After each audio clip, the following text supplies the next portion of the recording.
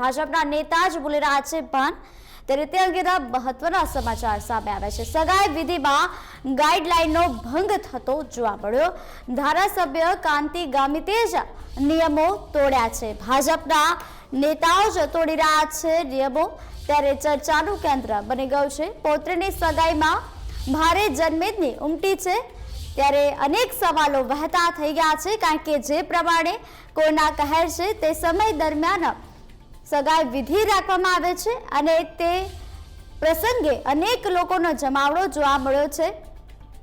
ત્યારે ધારાસભ્ય કાંતિ ગામિતા સામે અનેક સવાલો ઉભા થઈ રહ્યા છે, કારણ કે જ્યારે સામાન્ય જનતા પાસેથી અસંખ્ય દંડ વસૂલવામાં આવે છે, ત્યારે નેતાઓ પાસેથી દંડ વસૂલવામાં આવશે ખરા, તે સવાલ ઉભો થયો છે।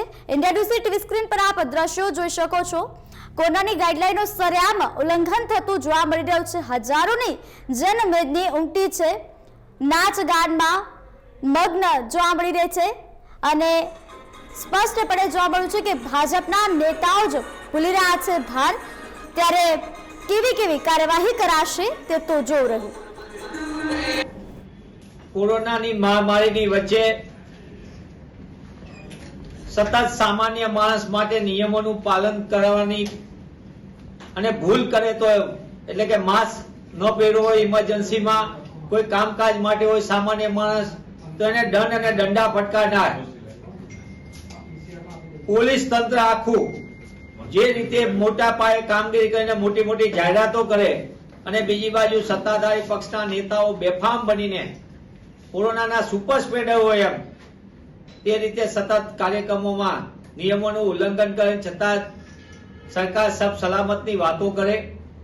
જે રીતે તાપીના દ્રશ્યો ત્યાં તમામ માધ્યમોમાં સામે આવ્યા, 6000 કરતા વધુ માણસો જ્યાં ભેગા થયા હોય, સામાન્ય માણસ માટે 100 માણસ પોતાની દીકરી કે દીકરાના પ્રસંગ હોય સામાજિક, એના માટે એને પોતાના કુળદેવતા કે કુળદેવી આગળ પેલી કંકોત્રી પેલા મૂકવામાં આવે પ્રસંગમાં, કોઈના પરિવારમાં પ્રસંગ હોય તો એની બદલે અત્યારે કલેક્ટર ઓફિસમાં કે જિલ્લા પોલીસ વડાની કચેરી આગળ તમારે પોલીસ સ્ટેશનમાં કંકોત્રી આપવા જવી પડે।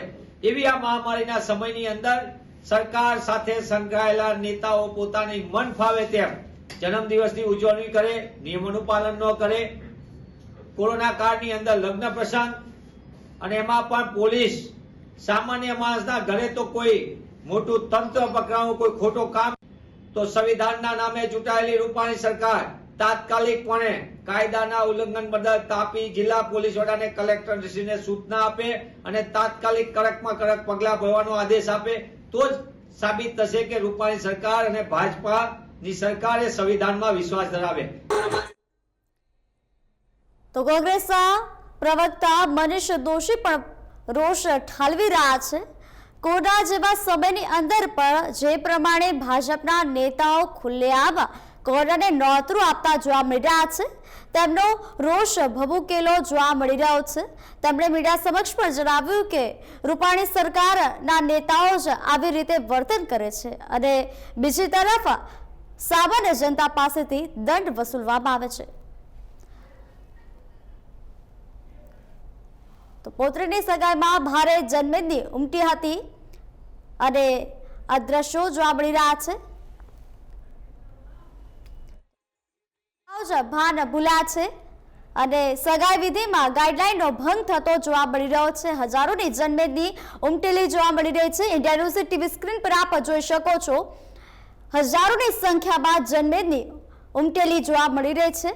હવે આમાં કેટલાક એવા સંક્રમણના કેસ પણ હશે જેના કારણે કેસોમાં ઉછાળો થતો પણ હવે જોવા મળશે, કારણ કે જે પ્રમાણે કોરોના કહેર હોવા છતાં પણ લોકો ભાન ભૂલીને ભીડમાં એકઠા થઈ રહ્યા છે। તે ઉપરાંત ધારાસભ્ય કાંતિ ગામિત ભવ્ય પ્રસંગો પણ યોજવા માટે સમર્થ થયા છે।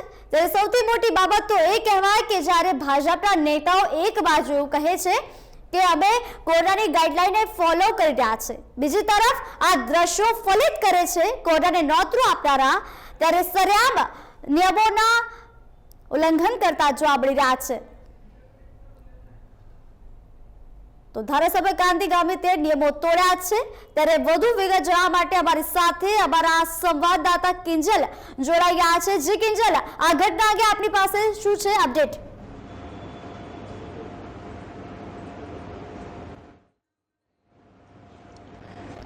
જી બિલકુલ નિષ્ઠા, જણાવવા માંગીશ કે જે ભાજપના પૂર્વ ધારાસભ્ય છે કાંતિ ગામની, તેમની પોત્રીની સગાઈમાં હજારોની જનમેદની ઉદ્યમી હતી।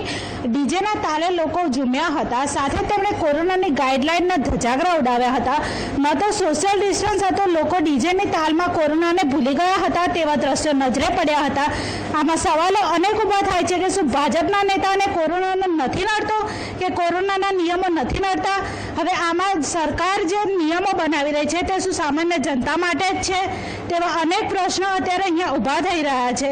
હવે પોલીસ આ કાંતિ ગામિત સામે શું પ્રશ્નો લે છે કે શું નિયમો, તે હવે એક સવાલ ઊભો થઈ રહ્યો છે। જી નિષ્ઠા। જી કિંજલ, જે પ્રમાણે સામાન્ય જનતા પાસેથી તો દંડ વસૂલવામાં આવે છે, પરંતુ નેતાઓ પાસેથી દંડ વસૂલવામાં આવશે ખરા, તે સવાલ તો વહેતો થઈ જ ગયો છે અત્યારે, કારણ કે પરિસ્થિતિ એવી સર્જાઈ આવેલી છે કિંજલ।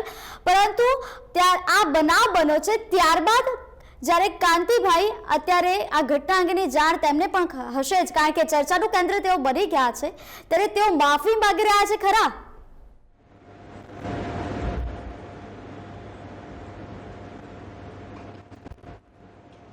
જી નિષ્ઠા, કાંતિ ગામિત જ્યારે આ ઘટના બની ત્યારબાદ તેમણે નિવેદન આપ્યું છે અને ત્યારબાદ તેમણે માફી પણ માંગી છે, પરંતુ હવે તે માફીનો શું ફાયદો? આ કોરોના, જે હજારો લોકો ભેગા થયા હતા તેમાં કેટલાયને કોરોના હશે, તો બીજાનું સંક્રમણ નહીં ફેલાય તેવા અનેક પ્રશ્નો ઊભા થાય છે। સામાન્ય જનતાને ત્યાં લગ્ન હોય કે પ્રસંગ હોય તો 100 લોકોને જ સરકાર હાજરી આપી છે, તો કેમ ભાજપના નેતાઓ માટે આ નિયમો નથી? તેવા અનેક પ્રશ્નો પણ ઊભા થઈ રહ્યા છે। જ્યારે સામાન્ય લોકો માસ્ક નથી પહેર્યું હતું તો 1000 રૂપિયાનો દંડ લેવામાં આવે છે, તો સરકાર સામાન્ય લોકોને જ લૂંટી રહી છે? તેવો પણ પ્રજામાં એક પ્રશ્ન ઊભો થઈ રહ્યો છે। હવે પોલીસ જે કાંતિ ગામિત સામે કઈ રીતના કાયદાને વલણ લે છે તે હવે જોવાનું રહેશે। જી નિષ્ઠા। પોલીસ કેવા પગલાં લે છે? આપે જ્યારે વાત કરી છે પોલીસની, તો મહદઅંશે એવો સવાલ વહેતો થઈ ગયો છે, કારણ કે જ્યારે આવો વાતાવરણ સર્જાયેલું જોવા મળ્યું છે, અનેક લોકો ઉમટ્યા છે, કારણ કે ડીજેના તાલે ઝૂમતા જોવા મળી રહ્યા છે દ્રશ્યોમાં પણ, ત્યારે પોલીસ એ સમય ક્યાં હતી? ઊંઘતી હતી કે કશા અન્ય કામમાં વ્યસ્ત હતી?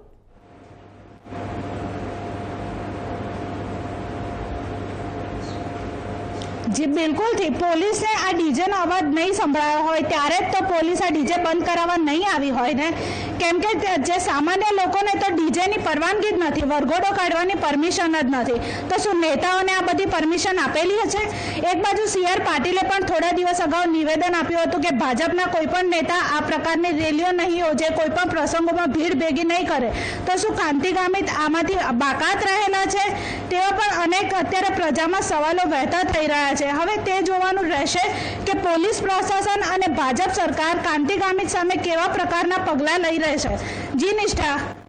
સમગ્ર માહિતી આપવા બદલ તો જે પ્રમાણે અમારા સંવાદદાતાએ જવાબમાં જણાવ્યું છે કે પોલીસ કેવા પગલાં લેશે, કારણ કે ભાજપના નેતાઓને છાવરી રહી છે કે પછી તેમની સામે ઠોસ કાર્યવાહી કરશે?